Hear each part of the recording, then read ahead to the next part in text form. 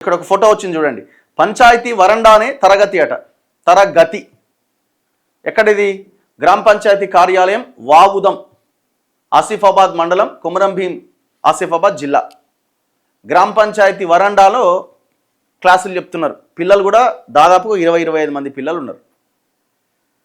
1 నుంచి 4వ తరగతి వరకు 25 మంది విద్యార్థులు చదువుతుండగా 5వ తరగతికి మాత్రం ఈ విద్యా సంవత్సరం విద్యార్థులు రాలేదట. ఈ పాఠశాలకు ఒక టీచర్తో పాటు వాలంటీర్ ఉన్నారట. గ్రామంలో అద్దెకు గదులు కూడా దొరక్కపోవడంతో ఇలా పంచాయతీ భవనం వరండాలో కొనసాగిస్తున్నారు.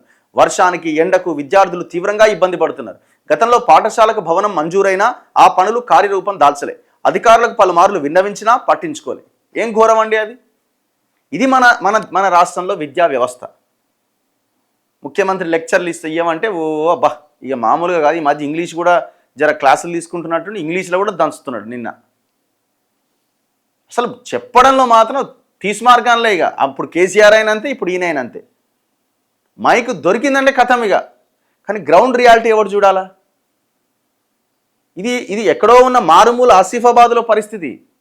హైదరాబాద్కి ఆనుకొని ఉన్న ప్రాంతాల్లో కూడా ఇదే పరిస్థితి. డౌట్ ఏం లేదు. అక్కడ ఇక్కడ ఎక్కడో ఉంది ఏజెన్సీ ఏరియాలో కాబట్టి అక్కడ పరిస్థితి ఉందని అనుకోవడానికి వీల్లేదు.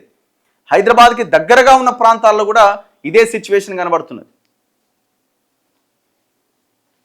మరి ఈసారి బడ్జెట్ ఎంత కేటాయిస్తారు?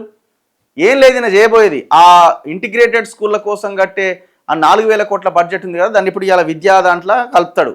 కలిపి ఇంకో 1-2% ఎక్కువ చేసి చూపిస్తాడు. తెలంగాణ ఎడ్యుకేషన్ పాలసీ అని తీసుకొచ్చిన దాంట్లో ఆయన ఆకునూరి మురళి గారి కమిషన్ ఇచ్చిన దాంట్లో 18% బడ్జెట్ పెట్టాలని ఉంది. చలో మరి పెట్టు 18%. అరే అట్లీస్ట్ 15% పెట్టు. ఇవాళ తేలుతుంది కదా 12 గంటలకు ఎంతో అన్నది. నీ కథ ఏందన్నది.